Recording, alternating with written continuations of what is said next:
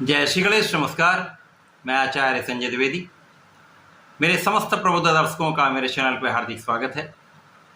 प्रिय दर्शकों, आज मैं मंगल के राशि परिवर्तन प्रभाव को लेकर आपके सम्मुख उपस्थित हूँ। 9 ग्रहों में सेनापति मंगल जो 26 अगस्त को अपनी राशि का परिवर्तन करने जा रहे हैं तथा वर्तमान वृषभ राशि को छोड़कर युवराज बुध की राशि में प्रवेश करेंगे। मिथुन राशि में इनका संचरण प्रारंभ। अब चूंकि बुध और मंगल का मित्रवत संबंध नहीं है, परंतु यहाँ पर तात्कालिक मैत्री का भाव उत्पन्न हो रहा है, जिससे एक सकारात्मक प्रभाव निश्चित रूप से प्राप्त होगा। अब मंगल चूंकि ऊर्जा के स्रोत हैं, क्षमता के कारक हैं, साहस के कारक हैं, पराक्रम के कारक हैं, भाई के कारक हैं, सैन्य क्षमताओं के कारक हैं। इसी प्रकार से वाद विवाद लड़ाई झगड़े के कारक भी मंगल है। तो अत्यंत ऊर्जावान ग्रह मंगल जब अपनी राशि का परिवर्तन करने जा रहे हैं तो निश्चित रूप से ये एक अत्यंत प्रभावी समय है। 50 दिनों के पश्चात ये परिवर्तन होने जा रहा है, जहाँ पर मंगल कुछ विशेष स्थितियाँ बनाने वाले हैं। परंतु ये मंगल का राशि परिवर्तन अलग अलग राशि के जातकों के लिए अलग अलग भाव में बनेगा, अलग अलग स्थानों पर बनेगा, उसी के अनुसार ही परिणाम की प्राप्ति हो। आज मैं कर्क राशि के लिए मंगल के इस राशि परिवर्तन का किस प्रकार का प्रभाव प्राप्त होगा, किन भाव में वृद्धि होगी, इस समय में आप कितना लाभ प्राप्त कर पाएंगे, अथवा यदि कहीं पर कोई समस्या है तो उसका क्या निराकरण है, संपूर्ण विश्लेषण मैं पूर्ण तरीके के साथ करने दूँ।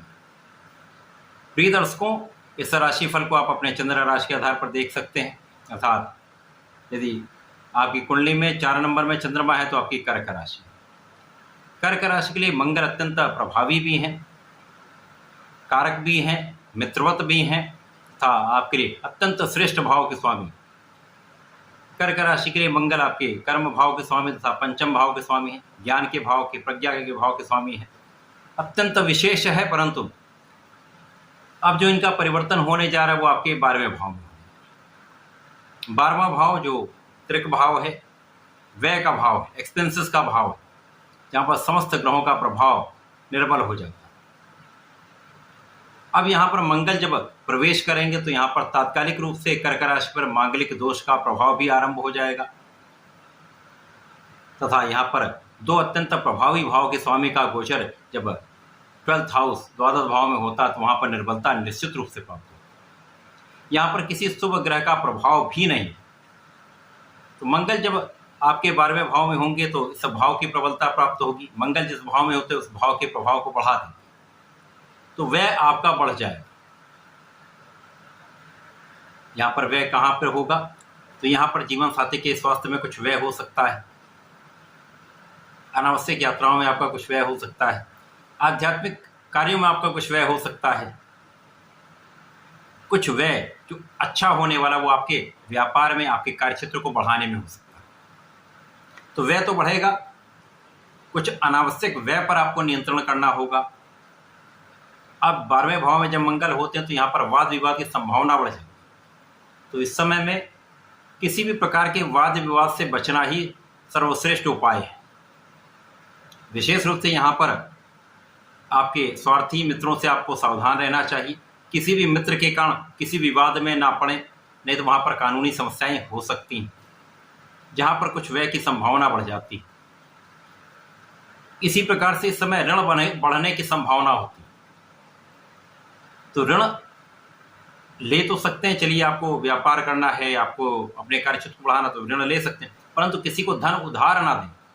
इस समय यदि आप धन उधार देते हैं तो इस समय में धन वापसी का कोई योग नहीं है। यदि आप अपने धन के लिए प्रयास करेंगे तो वहाँ पर निश्चित रूप से विवाद होगा, लड़ाई झगड़े की संभावना बढ़ेगी, जिसके कारण कानूनी समस्याएं हो सकती हैं। मंगल 3 दृष्टियों के स्वामी हैं।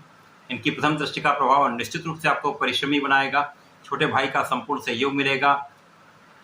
इस समय में जो आपके स्वार्थी मित्र नहीं हैं, जो आपके अच्छे मित्र हैं, उनका सहयोग प्राप्त होगा। तो यहाँ पर किसी भी स्थिति में आप अपने अच्छे मित्रों का साथ ना छोड़ें। और मंगल का प्रभाव आपके कार्य क्षेत्र में तो कहीं ना कहीं जो समस्याएं आ रही, आपका परिश्रम जो बनेगा वो आपका परिश्रम आपके कार्य क्षेत्र में यदि आप सतत प्रयास करेंगे, निरंतर प्रयासरत रहेंगे, तो आपको लाभ अवश्य देगा। अपने कार्य क्षेत्र में निरंतर लगे रहें, निष्ठा के साथ कार्य करते रहें। आज नहीं तो कल आपको लाभ निश्चित रूप से बढ़ेगा, आपका लाभ निश्चित रूप से बढ़ेगा। मंगल का विशेष प्रभाव आपके सप्तम पर है। यहाँ आपको अत्यधिक सावधान रहना हो, क्योंकि यहाँ पर जो राशि बन रही है वो शनिदेव की राशि, यहाँ पर शनिदेव वक्री हो चुके, तो सप्तम भाव वैसे ही प्रबल हो रहा है। अब यहाँ पर शनि का प्रभाव भी होगा, मंगल का प्रभाव भी होगा, तो जीवन साथी के साथ सामंजस्य में समस्या आ जाती है, आपसी तनाव बढ़ जाता है, क्लेश की संभावना बढ़ जाती है। तो यहाँ पर बहुत सामंजस्य आपको रखना होगा। जीवन साथी के स्वास्थ्य पर भी ध्यान देना होगा तथा जीवन साथी के साथ एक विशेष रूप से सामंजस्य आपको बनाकर चलना। अपने क्रोध पर आपको नियंत्रण रखना होगा।